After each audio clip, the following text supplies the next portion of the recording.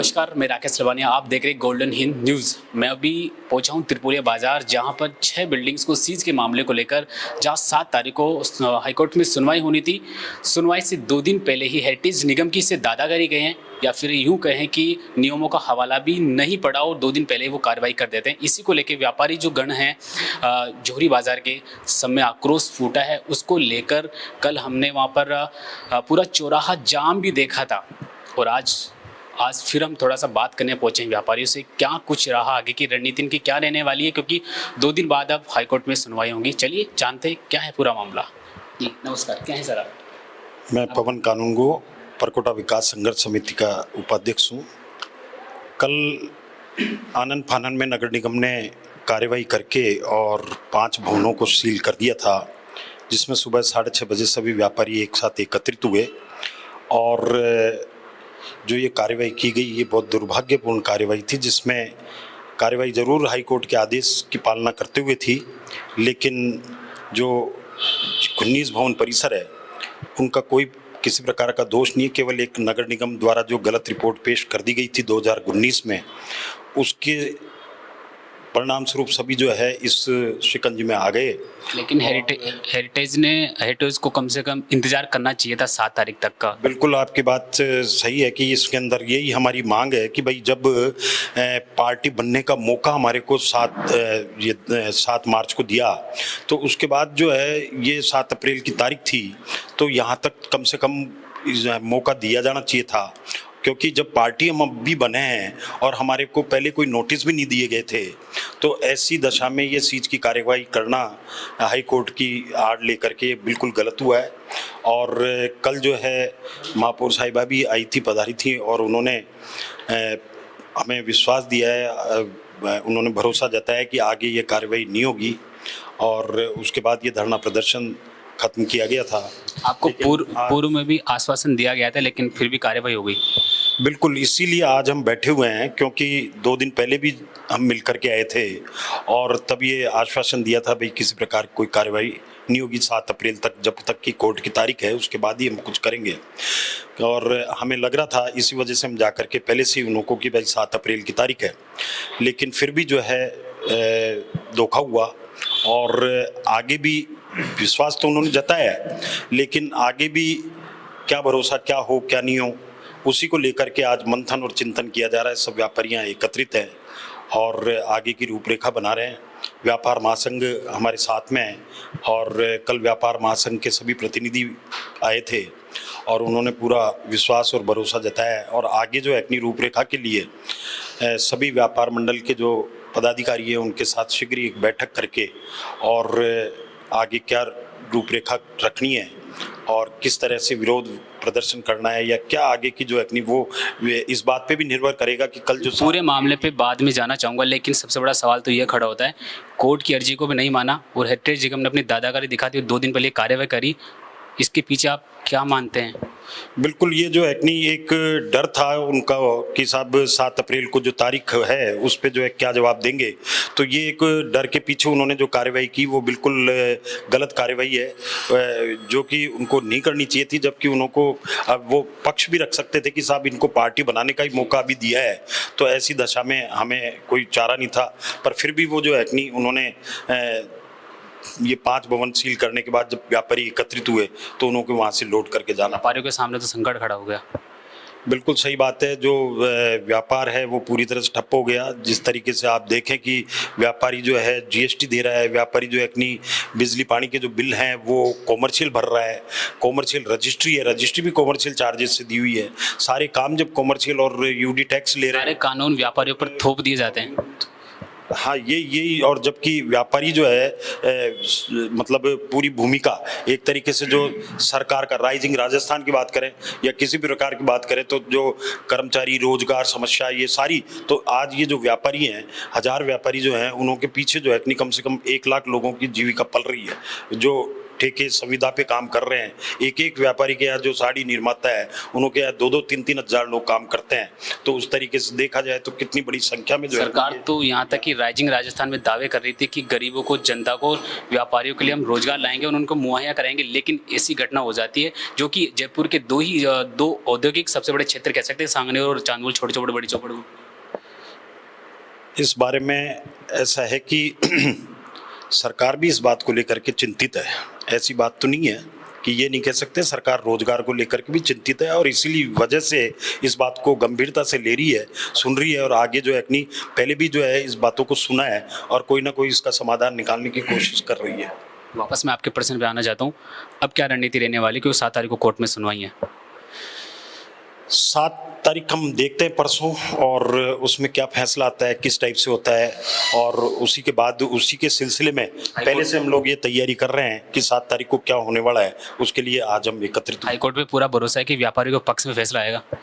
High court बिल्कुल जो है पूरा भरोसा है, क्योंकि न्याय देने के लिए बैठे हैं। हो सकता है हाई कोर्ट पूर्व में गुमराह हुआ हो, किसी तरीके से भ्रमित हुआ हो, कोई गलत जो है अपनी तथ्य पेश हुए हो, तो उस वजह से तो हाई कोर्ट हमेशा न्याय करने के लिए बैठा है और न्याय करेगा। आज हाई कोर्ट को जब इन बातों को पता लगेगा तो वो जरूर जो है, हमारे को पूर्ण भरोसा है यहाँ की न्याय पद्धति पे, यहाँ के संविधान पे। हम सब जो व्यापारी हैं वो सब व्यापारी जो है संविधान की जो है कद्र करते हैं, संविधान की जो है भावना लेकर के चलते हैं सब। देखिए, व्यापारी कहीं ना कहीं 7 तारीख के हाईकोर्ट के आदेश का इंतजार कर रहा है। 7 तारीख के बाद में कोर्ट का क्या फैसला होगा, अगर व्यापारियों के हित में आता है तो फिर ये इनकी जीत होगी, अगर नहीं होता है तो फिर जैसा भी इन्होंने कार्रवाई करी है हेरिटेज निगम के आगे की इनकी क्या रणनीति है वो उनकी कमेटी ने बनाई है। हालांकि उसमें चर्चा नहीं करूंगा, लेकिन 7 तारीख के बाद इनकी कमेटी आगे क्या फैसला लेने वाली है ये तो खुद वो तय करेंगे। जयपुर शहर को हेरिटेज बनाना चाहती है, बहुत बढ़िया है, हम भी इसमें सहयोग करना चाहते हैं। लेकिन आप एक चीज देखिए, जो 19 बिल्डिंगें हैं, किस जगह क्या जयपुर शहर की प्रत्येक बिल्डिंग को हेरिटेज बनाना चाहते हैं? ये आज 2 चौराहे अंदर, 3 चौराहे अंदर अगर कोई व्यापार हो रहा है उसमें हेरिटेज से क्या नुकसान है? आज मेन रोडें हैं, मेन सड़कें हैं, अगर उन पे हेरिटेज बिगड़ता है, उनका स्वरूप बिगड़ता है तो सरकार की बात वाजिब है। अगर हल्दियों का रास्ता है, उस हल्दियों के रास्ते के अंदर भी रास्ते हैं और उसके अंदर रास्ता है, तो वहाँ हेरिटेज कहाँ लागू होगा? क्या जयपुर ने हर बिल्डिंग को हेरिटेज बना लिया है? फिर बाद में आपने जब खुद ने निर्धारित कर दिया है 320 बिल्डिंगें हेरिटेज की, उनमें 19 कॉम्प्लेक्स की एक भी बिल्डिंग उस हेरिटेज में नहीं आती है, तो ऐसा क्या हो गया कि इन बिल्डिंगों को ध्वस्त किया जा रहा है? हेरिटेज निगम का मानना है कि दुकानें तो अवैध हैं। दुकानें अवैध है, ये हेरिटेज नगर निगम ने बोल दिया। कौन सा लॉ लगाया इन्होंने उसके ऊपर, कौन सा कानून लगाया? जयपुर शहर 4 दीवारी जब से बसा हुआ है, जब से उसमें एक ही है, नीचे दुकान ऊपर मकान।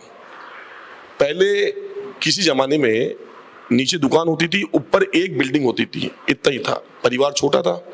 आज परिवार बड़ा हो गया, व्यापार करने के लिए जगह चाहिए, तो आज अगर मान लो उन्होंने नीचे और ऊपर दुकान करके और ऊपर अगर मकान बना लिया तो ऐसा कौन सा गलत काम कर दिया? आज सरकार ये बताए हमको कि जयपुर शहर में कौन सा हब उन्होंने बिजनेस का बनाया। आज बॉम्बे जाओ आप, वहाँ एक अलग से एक हब बने हुए हैं बिजनेस के। सूरत जाओ, एक अलग से हब बने हुए हैं बिजनेस के। आप कलकत्ता जाओ, एक अलग से हब बने हुए बिजनेस के। राजस्थान सरकार ने जयपुर के अंदर ऐसा कौन सा एरिया हब का बनाया जहाँ पे व्यापारी जाके व्यापार कर सके? राजस्थान राज्य में तो सरकार व्यापार को बढ़ावा देने के लिए MOU साइन किए हैं। वो आपका कहना सही है, लेकिन वो प्लेटफॉर्म आया। आज उनको इतना बड़ा व्यापार है जयपुर शहर में साड़ी का और कुर्ती का, जिसकी पहचान बन गई। जयपुर शहर आज की तारीख में जयपुरी साड़ी के लिए और कुर्ते के लिए पूरे विश्व में पहचान बन चुकी है। तो आज हम सरकार से ये मांग करते हैं कि आपने इन लोगों के लिए किया क्या? जो भी काम किया है, जो भी इन्होंने काम, न तो उनको सहायता दी, न इनको सपोर्ट किया, उसके बाद आप इन लोगों ने जो काम जमाया और जयपुर शहर का नाम किया, आप उनको उजाड़ रहे हो। उजाड़ने के पहले बसाया जाता है। सरकार से मेरी यही डिमांड है, अगर सरकार को लगता है कि लोग बिल्कुल गलत है और इनको यहाँ से निकालना चाहिए, तो सरकार को पहले इनकी व्यवस्था करनी चाहिए, क्योंकि इन लोगों का ही बहुत बड़ा योगदान है। किसी भी अर्थव्यवस्था में व्यापारियों का महत्वपूर्ण योगदान होता है। आप इस चीज को सुनिश्चित मानिए कि अर्थव्यवस्था का योगदान होगा ही होगा। आज हम करोड़ों रुपए GST दे रहे हैं, यूडी टैक्स दे रहे हैं, तो वो सरकार के काम आ रहा है, वो विकास के काम आ रहा है, आम जनता के काम आ रहा है। वो तो इसलिए हमारा सरकार से ये कहना है कि अगर आपको यहाँ से शहर से व्यापार हटाना है तो हर सेक्टर का, जैसे कि पहले आपके आतिश मार्केट में आतिश जो काम था उन्होंने आतिश मार्केट आपने अलग बना दिया, ऐसे ही कपड़े मार्केट आज से नहीं कई सालों से डिमांड कर रहा है कि उनका एक मार्केट दिया जाए, पर सरकार ने आज तक उस पर तो विचार किया नहीं। आप किसी चीज को हटाने के लिए उसकी व्यवस्था तो करोगे आप। आपको ऐसा लगता है तो इतना बड़ा बाजार है, इतना बड़ा व्यापार है, हिंदुस्तान के हर कोने कोने से व्यापारी आता है और परचेजिंग करने आता है, तो उसको आप या तो एक बड़ी जगह दीजिए, एक हब बना के दीजिए, ये सब व्यापारी वहां शिफ्ट हो जाएंगे। आप किसी को स्थापित तो नहीं कर रहे और उसको उजाड़ रहे हो, तो ये व्यापारी कहाँ जाएंगे? एक एक व्यापारी के ऊपर एवरेज अगर अपन लेते हैं तो आज की तारीख में 10 से 15 लाख रुपए की लिमिट है। कितना पैसा हो गया ये? कम से कम 100 करोड़ रुपए तो व्यापारी पर बैंकों का बाकी है, वो बैंकों को पैसा क्यों चुकेगा? उसके बाद में हर व्यापारी के पास 40 से 50 लाख का स्टॉक है, उस हिसाब से 500 करोड़ का स्टॉक हो गया। वो स्टॉक कहाँ जाएगा? 1800 ओक्यूपायर जो खुद मालिक है, मालिक हो गए, उनके बच्चे हो गए, उनका परिवार हो गया, वो बेरोजगार हो जाएंगे, वो कहाँ जाएंगे? हर दुकान पे एवरेज आप लगाओ तो 10 कर्मचारी काम करते हैं एवरेज, जो कि डायरेक्ट है। उस 10 कर्मचारी के हिसाब से 9000 कर्मचारी हो गए, हर कर्मचारी के साथ में 4 मेंबर हैं, तो वो कितने लोग हो गए? उसके अलावा वर्क वाला, सिलाई वाला, जो लेडीज है जिनको यहाँ से आसपास इसी सिटी के लोकल एंड वोकल के हिसाब से, यानी कि व्यापारियों के पीछे परिवार का पालन पोषण भी होता है। व्यापारियों के पीछे 1 लाख चूल्हे जल रहे हैं, इन 19 कॉम्प्लेक्स के पीछे 1 लाख चूल्हे जल रहे हैं। सरकार ऐसा क्या हेरिटेज बनाना चाहती है गलियों के अंदर? आज मेन रोड पर अगर ये चीज होती है तो आप इस चीज को समझ सकते हो। आप ये देखिए ना, आप हेरिटेज की बात तो करते हैं, जयपुर की चोपड़ों की पहचान थी 4 खंडों के अंदर 4 बड़े बड़े पेड़, उनको आपने गिरा दिया।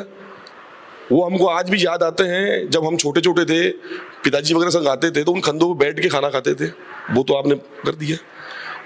सरकार जो मन में आई वो कर रही है। चौपड़ थी, चौपड़ की पहचान जो हमारे फुवारे थे, जहाँ लोग बैठते थे, गांव के लोग आते थे या शहर के लोग आते थे, शाम को बैठते थे, आपने वो खत्म कर दिया। मतलब मेन रोड पे तो जितना भी हेरिटेज है उसका नाश सरकार कर रही है, और हम लोग अंदर बैठे हुए हैं, सरकार को आमदनी दे रहे हैं, सरकार को इनकम दे रहे हैं, जो इनकम विकास कार्य में काम आएगी वो उनको बुरा लग रहा है। तो मुझे तो ये लगता है कि ये जो रिपोर्टें जो गई है हाई कोर्ट के अंदर, हाई कोर्ट हमारे न्यायालय है, उच्च न्यायालय है, वहाँ पे हर चीज़ की सुनवाई होती है और अच्छा न्याय मिलता है। हमें भी न्याय मिलेगा ऐसा नहीं है, लेकिन जो रिपोर्टें बना के दी गई है वो रिपोर्टें वास्तव में सही है क्या? किस इंटेंशन से वो रिपोर्टें बनाई गई? तो हमारी डिमांड यही है, सरकार से भी डिमांड यही है और हाई कोर्ट से भी डिमांड यही है कि आप उन सब रिपोर्टों को दोबारा चेक कराया जाए, और अगर वो रिपोर्टें गलत है तो उनको दुरुस्त किया जाए। यानी सरकार के सामने गलत रिपोर्टें पेश की गई है, 6 बिल्डिंग्स को सील किया गया है। 6 बिल्डिंग सीज कर दी। आज आप हम यहाँ बैठे हुए हैं, उन 6 बिल्डिंग के लोगों की आप परिस्थिति समझी क्या है? आपने सुबह 6 बजे आके उनको सीज कर दिया, उनमें उनका कैश पड़ा हुआ है, बैंक के दुनिया भर के चेक पड़े हुए हैं, करोड़ों रुपए का उनका सामान पड़ा हुआ है। आज कई कॉम्प्लेक्स ऐसे हैं जिनमें दुकानें सीज कर दी, उनकी स्थिति है कि वो 2 दिन बाद 3 दिन बाद में घर खर्च कैसे चलाएंगे, ये भी स्थिति उन्होंने छोड़ी।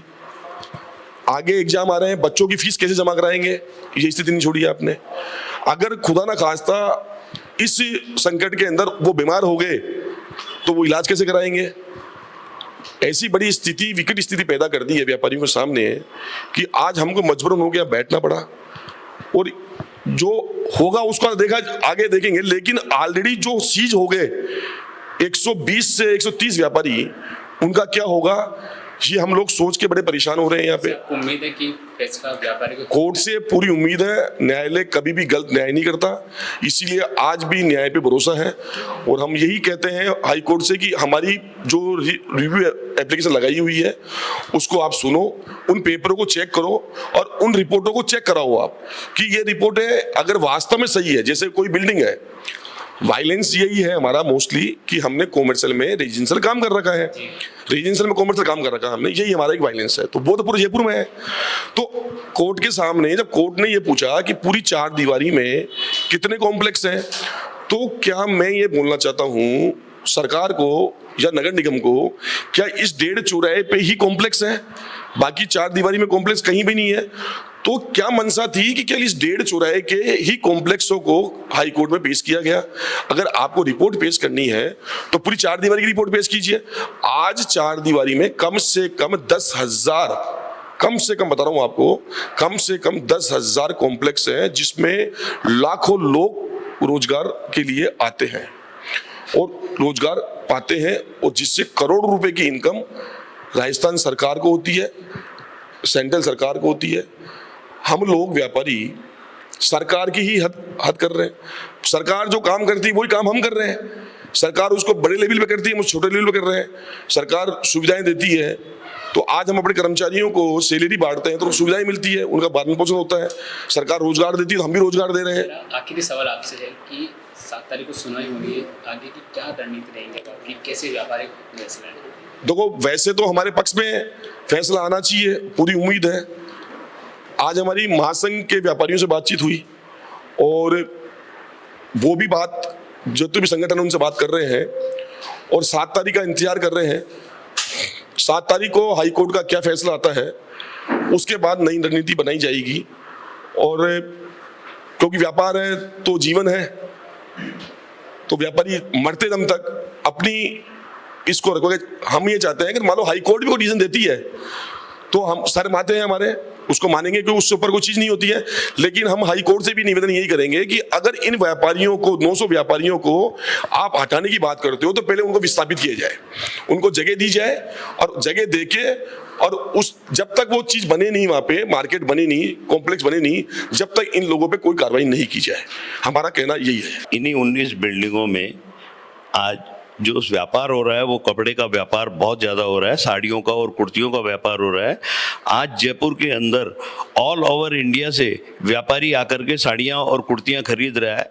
इससे जयपुर को जीएसटी, ट्रांसपोर्टेशन और सभी तरह का आमदनी हो रही है। और इसमें जो साड़ियों पर काम होता है वो उसमें लाखों कारीगर काम कर रहे हैं और सुई का काम है। साड़ी में, एक साड़ी में लाखों सुइयां घुसने के बाद हैंडवर्क की साड़ी तैयार होती है और वो जयपुर से ऑल ओवर इंडिया में जाती है और फिर वहाँ बिकती है। व्यापार को लेके क्या कहना चाह रहे हैं आप? कि जैसे जयपुर आज साड़ियों और कुर्तियों का हब बन चुका है। आज जयपुर के अंदर प्रत्येक मंडी से व्यापारी आता है और यहाँ की साड़ियाँ और कुर्तियाँ खरीद करके लेके जा करके और अन्य शहरों में बेचता है, चाहे वो दिल्ली, बम्बई, कलकत्ता, बेंगलोर, बनारस, सब जगह का व्यापारी यहाँ रोज आता है। कहीं ना कहीं आपको लगता है कि सरकार ऐसा करके व्यापारियों के हाथ, आज अगर ये 900 व्यापारी बंद हो जाएंगे तो इसमें 80% व्यापारी कपड़े के हैं, और अगर कपड़े का व्यापार ठप हो गया तो जयपुर का क्या होगा, जयपुर का भविष्य क्या होगा? तो आप व्यापार को लेके कह रहे हैं कि कहीं ना कहीं जो व्यापार की जो सेवा है वो पूरी तरह से ठप हो जाएगी? बिल्कुल, व्यापारी कहाँ जाएगा? आज हर व्यापारी खरीदार 4 दीवारी में आना चाहता है और 4 दीवारी में ही व्यापार चल रहा है। तो व्यापार को कैसे बढ़ाएं? सरकार को क्या संदेश देना चाहते हैं? सरकार को ये संदेश देना चाह रहे हैं कि इन व्यापारियों से सरकार को बहुत बड़ी आमद है। ये लाखों रुपए महीना जीएसटी का दे रहे हैं सरकार को, और हर तरीके के ट्रांसपोर्टेशन वगैरह हर लोगों को रोजगार मिल रहे हैं। और अगर उस रोजगार को खत्म करेंगे तो सब लोग कहाँ जाएंगे? क्या जयपुर से पलायन होगा इन व्यापारियों का? ये व्यापारियों के सामने तो संकट खड़ा हो जाएगा। व्यापारियों के सामने संकट है ही साहब, रोजी रोटी का संकट पैदा हो गया। तो रोजी रोटी कमाने के लिए जैसे गांवों से व्यापारी यहाँ आके बैठे हैं, वैसे यहाँ से कहीं और जाएंगे। आज एक गांव में जो खेती करने वाला मजदूर था, उसने अपने बेटे को यहाँ पर कुछ पैसे दे करके भेज दिया, उसने कॉम्प्लेक्स में आके दुकान खरीद ली और कपड़े का व्यापार करने लग गया। और अब अगर आज उसको वहाँ से निकाल देंगे तो उसका क्या रह जाएगा? वो अन्यंत्र कहीं जाकर के अपनी कमाई करने के लिए सोचेगा।